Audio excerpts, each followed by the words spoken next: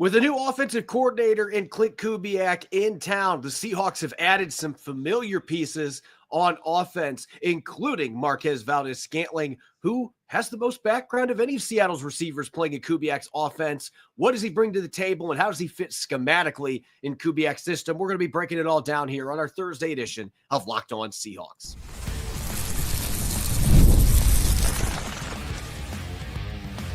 You are Locked On Seahawks, your daily Seattle Seahawks podcast, part of the Locked On Podcast Network, your team every day. Greetings, 12. This is Corbin Smith, host of the Locked On Seahawks podcast, your daily Seahawks podcast, part of the Locked On Podcast Network, your team every day. Glad to be joined, as always, by my co-host in crime, Rob Rang. And a special thanks to all the 12s who are listening in. Thank you, as always, for making Locked On Seahawks your first listen 5 days a week. We greatly appreciate it. We've got a really fun episode coming your way. We're going to continue our post-offseason program, position by position analysis today with the cornerbacks on defense. And then we're going to continue our 90-man countdown. We've got numbers 80 through 76 today as we continue our march here early on in our annual countdown. Without further ado, let's get to it. Now for your lead story here on our Thursday edition of Locked On Seahawks. This offseason, Seattle basically rebuilt the vast majority of its offensive coaching staff. There was also a ton of changes personnel-wise on offense. The most notable ones, Sam Darnold at quarterback, Cooper Kupp coming in as a receiver, drafting Elijah Arroyo, bringing in Jalen Milroe as a potential developmental starting quarterback, a lot of different moves. But Rob, maybe the one that we should be talking about a little bit more when you're looking from a context of familiarity with Klint Kubiak's offense, Marquez Valdes-Scantling coming in with DK Metcalf and Tyler Lockett now out of town. And Valdes-Scantling has been around. He's been with Green Bay, Kansas City, Buffalo, and New Orleans at the end of last season. But in that stretch with the Saints, a team that was struggling to win games with all the injuries they had, Valdes-Scantling was one of the bright spots in the last 9 games. He only had 17 catches, but don't let that fool you. He made those catches count. 385 receiving yards. So we're talking more than 22 yards per reception on those 17 catches. And he had 4 touchdowns. And this is catching passes from the likes of Jake Haener and Spencer Rattler. It's not like he had Derek Carr throwing the ball to him for most of that stretch. Really impressive numbers. Not a high volume catch guy. He never has been. Feast or famine has been the name of the game. But when he feasts, this has been a guy that is more than capable of generating those big plays, and not as just a downfield threat, but he proved this in New Orleans. He could be a guy that you can get the ball to him out in space and let him use that speed to create after the catch. And he can create big chunks of yardage. He did that a lot for the Saints last year. And Klint Kubiak's talked about his intelligence. He has improved as a route runner. Kubiak sounded like he was extremely excited. You should be when you consider that if Valdes-Scantling would have played a full season in Kubiak's offense, he would have had a career high in receiving yards. He would have had more than 900 receiving yards in his offense. I think that this is a signing that maybe we are not talking about enough just because he looked so good in that offense when he didn't even have a starting quarterback throwing to him. Well, he definitely did have Derek Carr throwing to him at least some of the time, Corbin. But at the same time, your point is well taken. In some ways, Marquez Valdes-Scantling did have a career year last season with Klint Kubiak. He actually averaged 22.6 yards per reception. That was the highest of his career. And this is a guy who has averaged 17 plus yards per reception over his career since becoming, since he was a 5th round pick by the Green Bay Packers back in 2018. And it's easy to see why that he has become such a explosive, big play specialist. I mean, he's 6'4", he's 206 pounds, and at least back in 2018, he ran a 4.37 in the 40-yard dash. The guy can absolutely fly. You watch it on tape this past season when he did have 4 touchdowns, including a 71-yard catch and run for a touchdown, Corbin, against the Cleveland Browns. Now, granted, it was the Cleveland Browns, but still, it really showed that he does have that breakaway element that he's always has had. And so I think that this is that dynamic big play threat that I've been kind of pounding the table for, that the Seahawks need to have more of them. But in watching Marquez Valdes-Scantling on tape all day today, basically watching his receptions, watching all 4 of his touchdowns, and just seeing the versatile ways in which Klint Kubiak aligned Marquez Valdes-Scantling, it was very different than what I'd seen before. Before, he had primarily just been on the outside. He caught a couple of touchdowns out of the slots. He caught a 2-yard touchdown against the Atlanta Falcons, for example, off of just a quick slant. That 71-yard touchdown catch and run for a touchdown, what was basically just a long drag route. So again, it's not just the traditional deep ball passes that MVS has been known for an awful long time. He did show some positional and route variabilities and versatility, I guess I should say. And I think that's the biggest thing that Klint Kubiak is so excited about. And I know that, as you said, MVS had, a revolving door at the quarterback position a year ago, assuming, of course, that Sam Darnold is able to play as well as, at least that I think that he is, that MVS could have a real nice season here, because obviously he is not going to be getting double teams. Everybody's going to be focusing in on Jaxon Smith-Njigba and Cooper Kupp for good reason. MVS is going to get locked up with one guy all the time, basically. And if he is able to break free the way that he did for those 4 touchdowns a year ago, Corbin, I think that could be exactly the big play threat that the Seahawks offense needs to really be humming in 2025. I'm glad you mentioned the positional flexibility element, because this has been mostly a boundary receiver, Marquez Valdes-Scantling. When you look back to his earlier years in Green Bay, when he was with Buffalo, Kansas City, he had some snaps in the slot, but that was not a big part of his game. And Klint Kubiak kind of opened up that element, and some of it might have been by being forced to, because you had Chris Olave out, they had Rashid Shaheed out, guys that were getting the snaps in the slot were gone. So Marquez Valdes-Scantling, it partially was out of necessity that they had to do that, but he proved that he could do it with those quick catches and being able to turn upfield and generate yards after the catch. He's had some issues with drops in his career. Again, that's where the feast or famine comes into play. But last year in New Orleans, he was more consistent in that regard. And I think the fact that Kubiak already has shown what he can do with him, and you can mix him in on jet sweeps, you can do some stuff to get him the ball quickly to take advantage of that speed. And he already seems to have a decent rapport building with Sam Darnold. That felt like that was becoming more evident during their couple days of minicamp, where you could see number one catching the football, and he was able to get in the end zone a couple times during the course of the OTAs. This is a player that I think we probably haven't been talking about quite enough, but this is an offense with Klint Kubiak. If you've watched 49ers offenses, which Seattle unfortunately has had to deal with, Kyle Shanahan's offense for the last several years, and how good that offense has generally been, a big reason the Seahawks have struggled to stop them has been the after the catch element. They get the ball to playmakers in space, and they do a fantastic job getting the football out timing-wise so that those guys have room to operate with the football in their hands. And Shanahan's offense has been so good at that. Mike Shanahan has fathered those Broncos offenses when they had their passing game really humming. That was a big part of their game.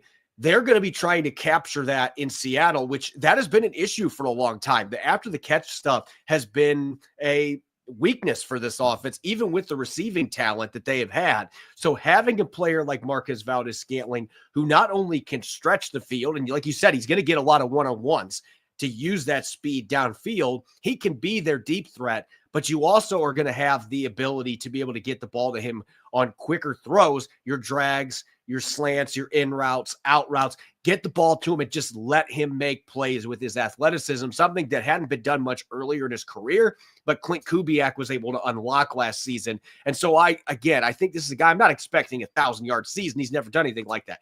But if you could get 650 receiving yards out of him and 5 or 6 touchdowns, I think that that's going to come a long ways towards Seattle maintaining a solid passing game, even with the losses that they've had at the receiving position. Yeah, and again, that was one of the things I was very impressed with MVS's limited tape a year ago is just how he was used.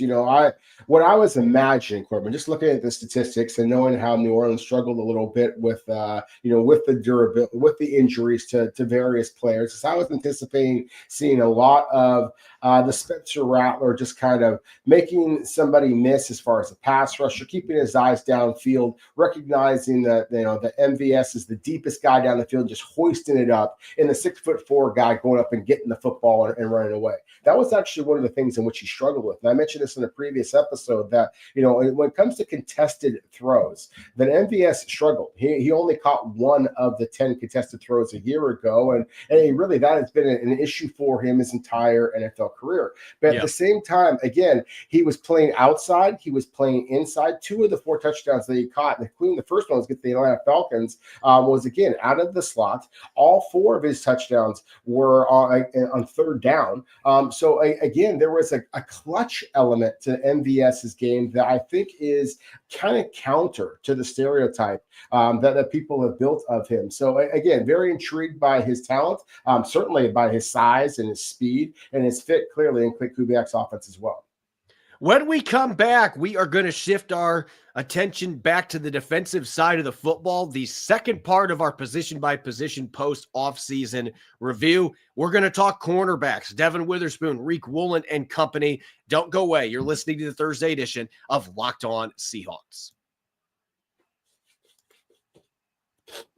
Ever check your bank account and wonder where did all the money go? Between dining out, online shopping, and entertainment, it's easy to lose track. And that's where Monarch Money comes in to save the day. Your personal CFO giving you full visibility and control over your finances. Monarch Money isn't just a budgeting app. It's a complete financial command center. You can track all of your accounts, investments, and spending in one place. So you stop just managing your money and you focus on building wealth. When I started using Monarch, I realized just how much I was spending on subscriptions. Now I'm budgeting smarter and saving more money. Instead of juggling multiple apps, you can use Monarch to check your finances, track spending, and even plan long-term goals. Managing money with your partner is smoother than ever. You can track shared and personal accounts, set goals, and stay on the same page without the stress. Take control of your finances with Monarch Money and use the code LOCKEDONNFL at monarchmoney.com for 50% off your first year. That's monarchmoney.com. Code LOCKEDONNFL for half off your first year.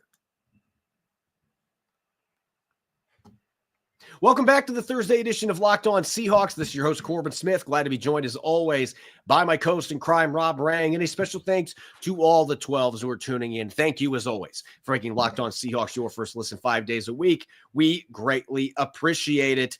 We are heading closer to the start of the 2025 season. We just ended off-season program a week ago for the Seahawks. We are reviewing position by position. We had quarterbacks earlier this week. Now let's go to the cornerbacks on the defensive side of the football. And Rob, as we've talked about, in terms of at least the top of the depth chart, Seattle has as much talent at the cornerback spot as any team in the NFC.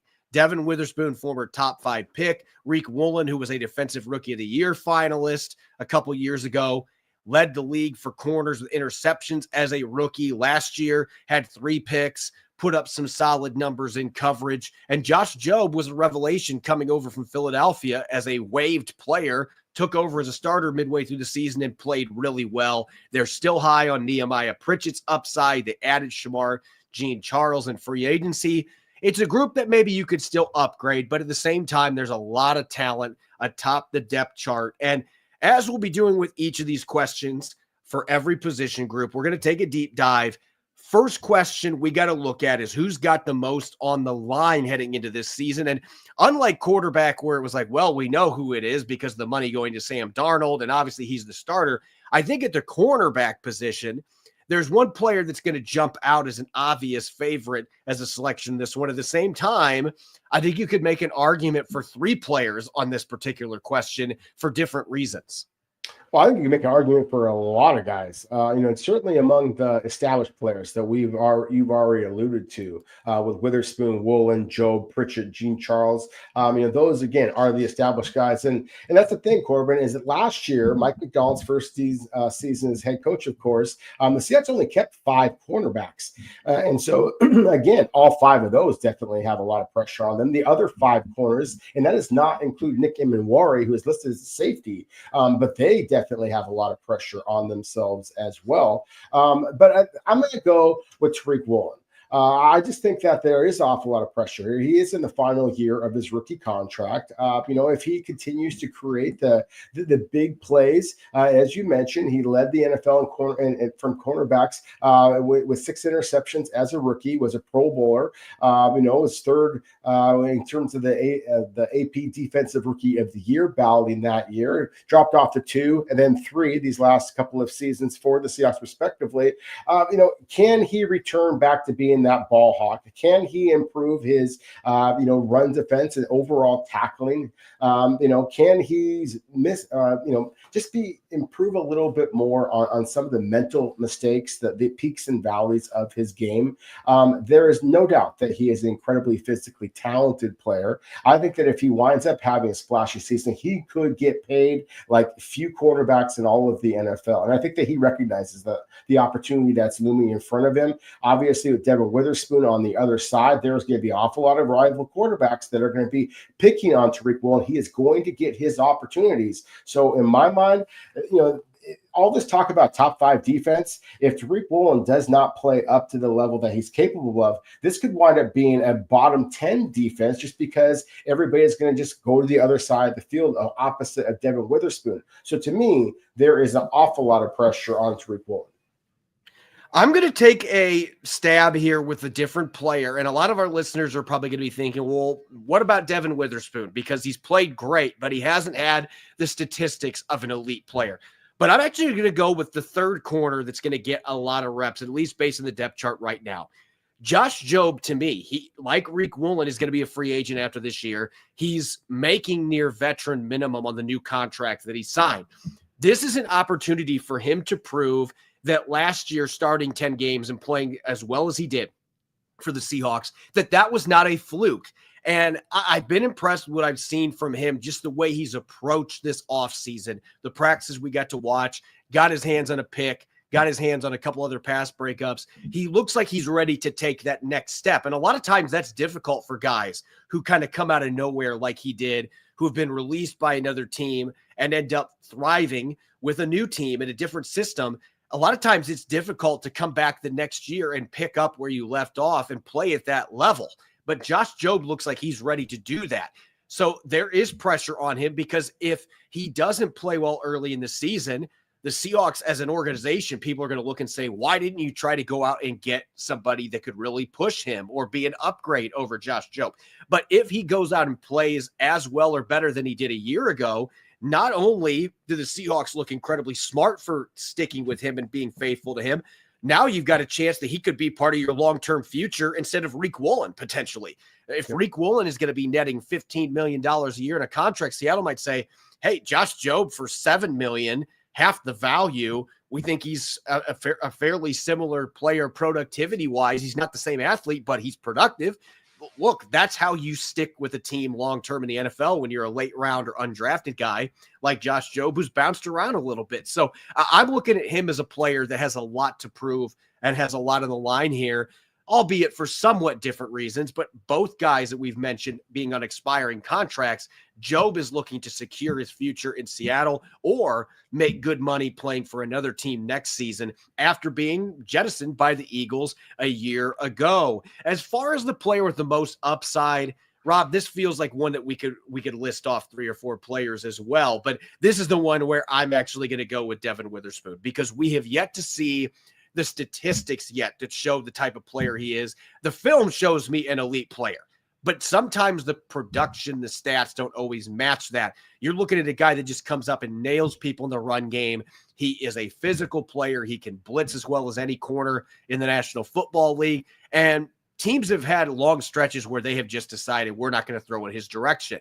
But I do think playing more on the boundary, as we suspect he is going to now this year, playing more on the boundary, I think, is going to create more opportunities for him to have the ball thrown his direction. And then we may see some of the interceptions and more pass breakups that this kid is more than capable of doing. He just hasn't had a lot of chances to be able to do that. I still think there's a 5 or 6 interception season in there, but he's got to have targets. Teams have stayed away from him. If Riq Woolen plays well, then teams are going to have to at times bite the bullet and throw his direction. And I think Riq Woolen or Devon Witherspoon is still the player in terms of overall skill set, has the most upside of any of the corners on Seattle's roster.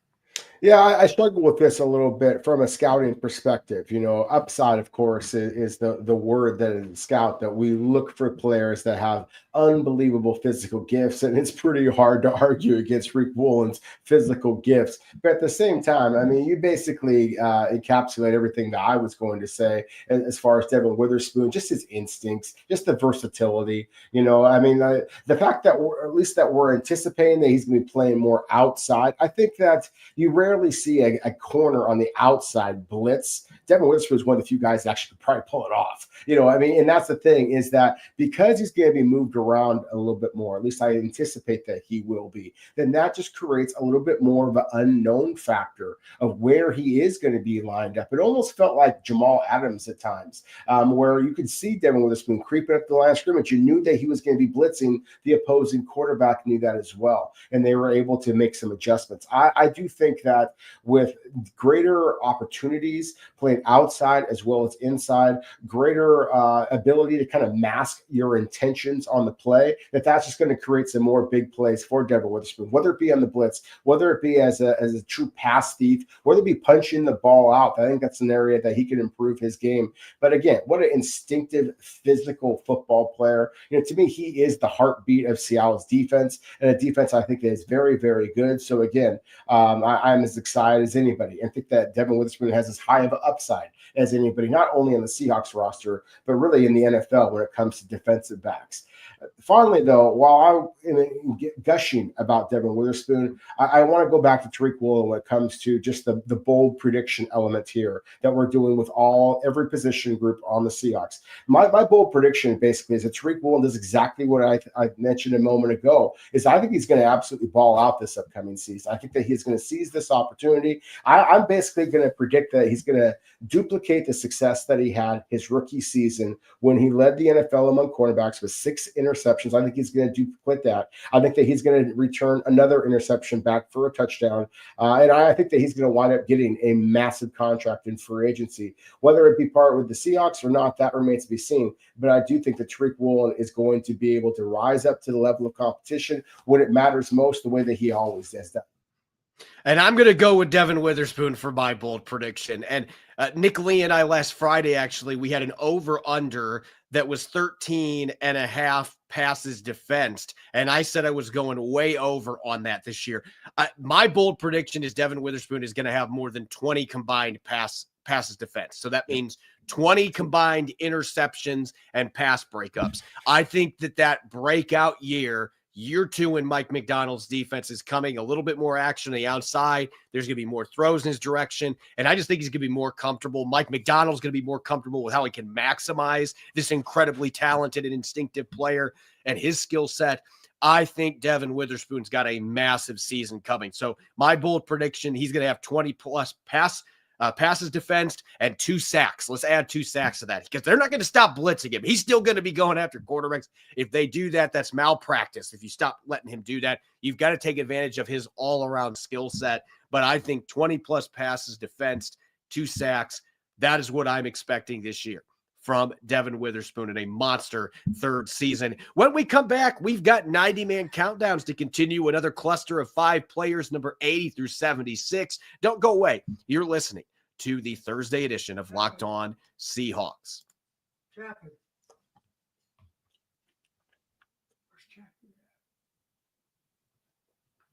Welcome back to the Locked On Seahawks podcast.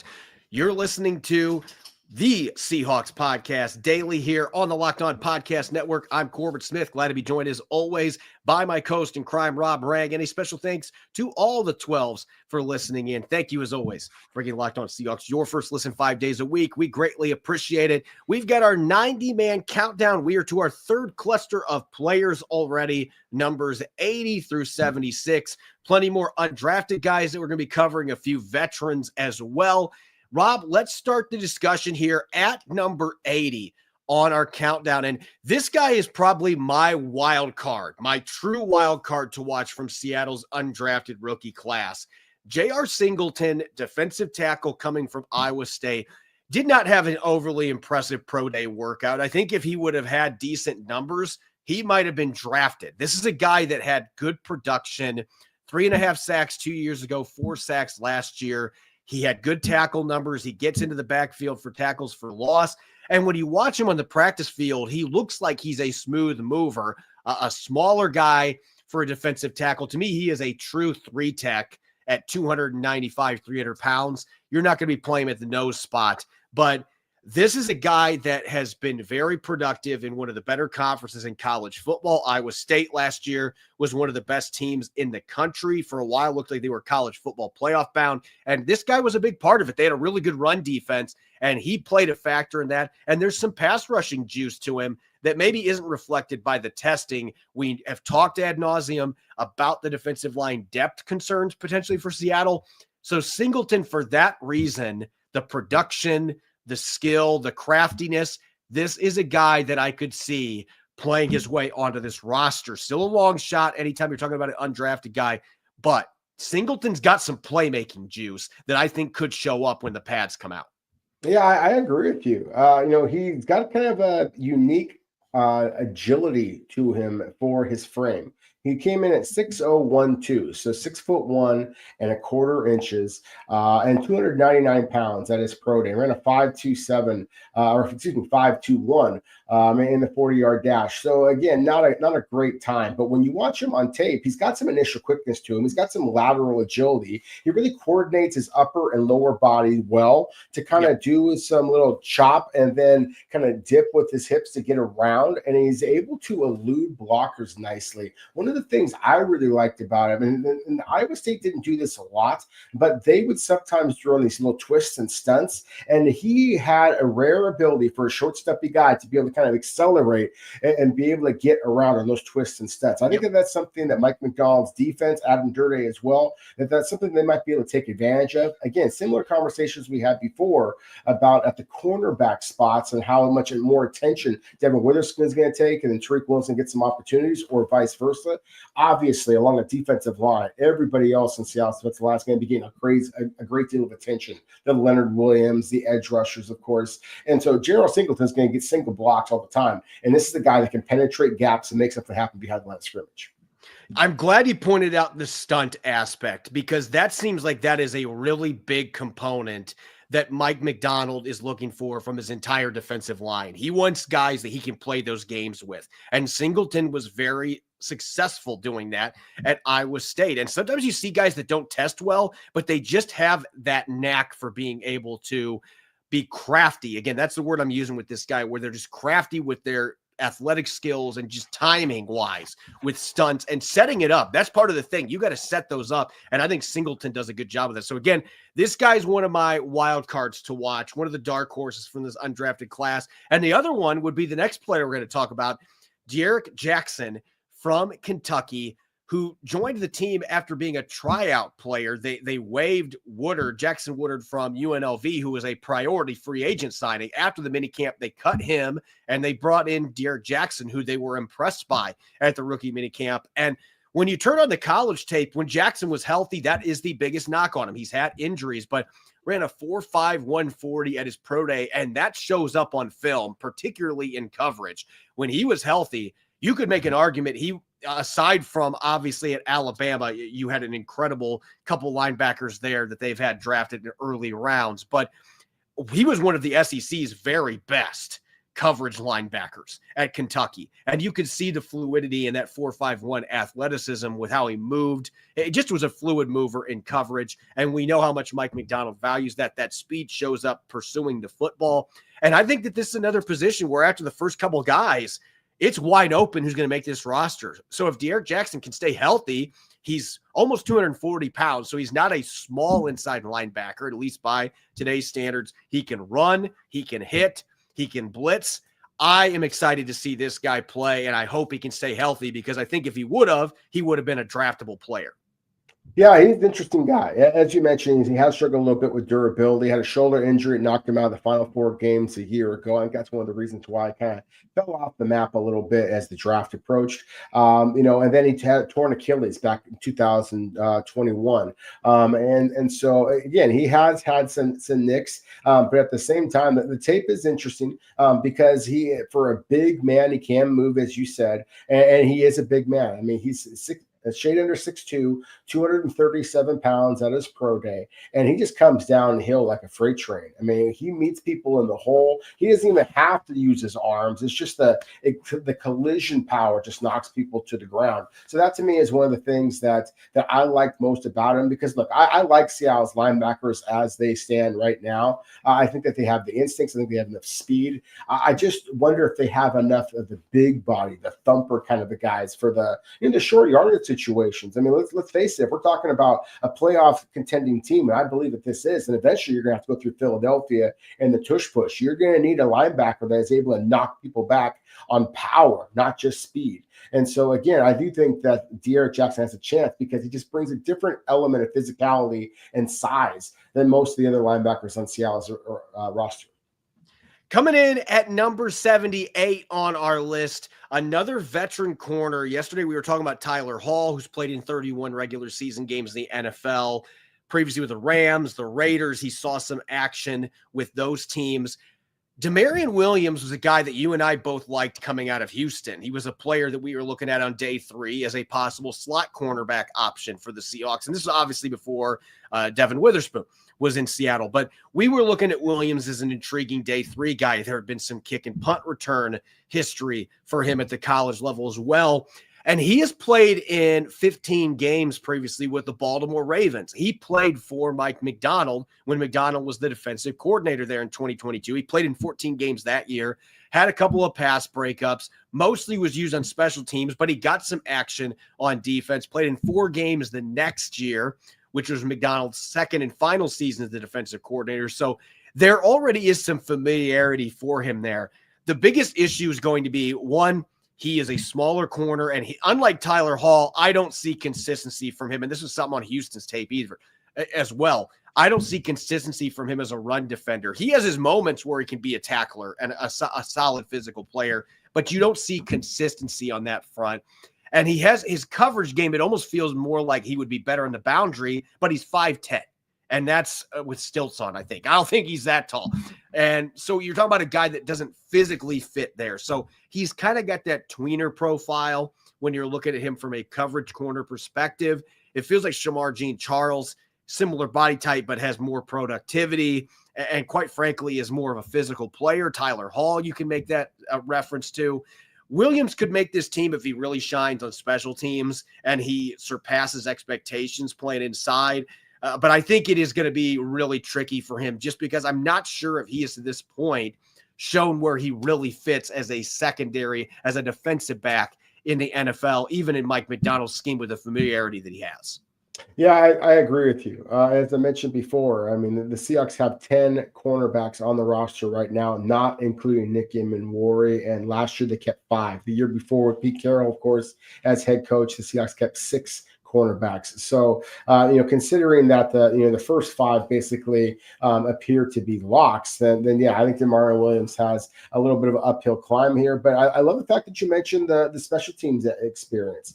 He was, albeit he didn't have a lot of experience doing it, when he did get his opportunities as a punt returner and as a kick returner way back in his, I should say way back 3 years ago, in his college days at Houston, then he was productive in that regard. And of course, that is a a position that is up for grabs as well. So I do think that that's where he's going to have to make his mark, is not only on defense, but also on special teams. And to your point, Corbin, when you're a guy who's 5'10", 183 pounds, that's very difficult to do both.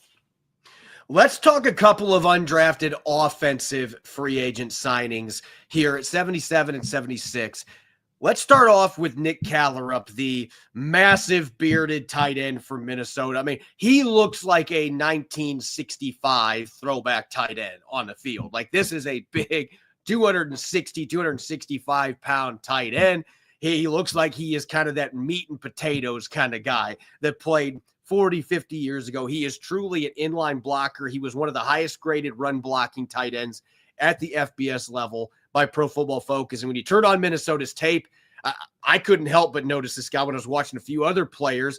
Didn't even have him on the radar as a draftable player because his pass catching numbers, that's not what he's going to bring to the table. If he's going to make it in the NFL, it's not going to be as a guy that's going to get more than a handful of catches. He is that true inline blocking tight end that almost functions like a sixth offensive lineman, but he's very good at that. And this could be a player when the pads come out who makes his presence known, thumping people, because that's what he did against Big Ten competition. Callerup is a guy who I don't think makes his football team, but I could see him being a practice squad guy because he's that good at blocking. And we know how much Klint Kubiak is going to value that in his style offense. As for Montorie Foster Jr. coming from Michigan State, not a guy that had high volume catching numbers for the Spartans, but he was another player that was impacted by quarterback inconsistency and turnover at that position. Not an offense that really threw the football very well, more of a run game centric offense, but he was involved some in their run game. He's returned kicks and punts. He has some toughness and some instinct to his game. Another guy that special teams could put him on the radar, though it is going to be an uphill climb. Just like with Callerup, it feels like both these guys have some NFL traits, but trying to climb the depth chart enough where you're really a contender for a roster spot feels like an absolute long shot. It does feel like a long shot for both these players. I think both of them would be intriguing practice squad prospects. You know, with Callerup, just real quick, I mean, I'll mention a name that very few of our listeners are probably going to remember from Seahawks lore of the past, but Mike Tice. I mean, a guy was just, you know, I mean, you're talking about a guy who's just like 6'6". I mean, Callerup officially came in at 6'0", so just a shade under 6'5", 266 pounds at his pro day. And as you said, Corbin, this is not a seam stretcher. This is not a guy that you're going to be, you know, isolating one-on-one on the boundary or anything like that, like Elijah Arroyo. But he can move people in the running game. He comes from a very well-coached PJ Fleck and his staff do a terrific job what they're doing at Minnesota. And so he plays with that kind of blue-collar mentality that I think that the Seahawks are looking for at that tight end spot. You know, so I'm intrigued by him. We talked a little bit about Marshall Lang, the tight end from Northwestern, in yesterday's show. I think that these are two guys that can basically be competing for the same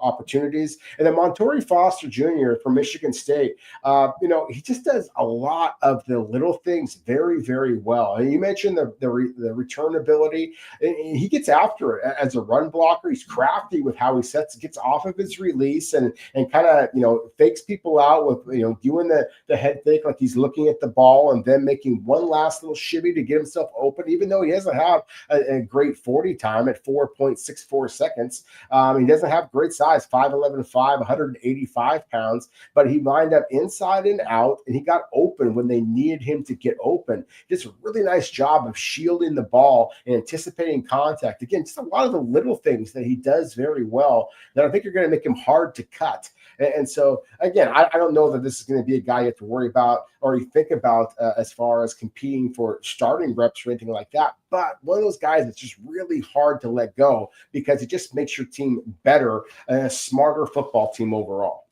I think you'd say that about both of those guys. It's that they are intelligent players that do things the right way, and they are fundamentally sound. And that seems like that's something Mike Macdonald, not that Pete Carroll didn't value that, but Mike Macdonald, he's more of a down to the details type guy in terms of fundamentals and wanting guys that are really going to buy into what the coaches are teaching and the techniques. Both these guys can do that. I just don't know that there's enough athletic upside or just general upside for either one of these guys to push for a roster spot. But practice squad is definitely a possibility for both of them. As always, you can follow me on X and Blue Sky at Corbin Smith NFL. You can follow Rob at Rob Rang. Make sure to subscribe to Locked On Seahawks on YouTube and wherever to get your podcast to make sure that you don't miss a single episode. Coming up tomorrow, I'll be joined by Nick Lee on our Blue Friday episode, and we're going to have some fun with another game day, diving into some predictions going into the season. And we're going to be analyzing the 53-man with our post-offseason bubble watch in and out. You won't want to miss it. Make sure you listen and enjoy the rest of your Thursday. Go Hawks.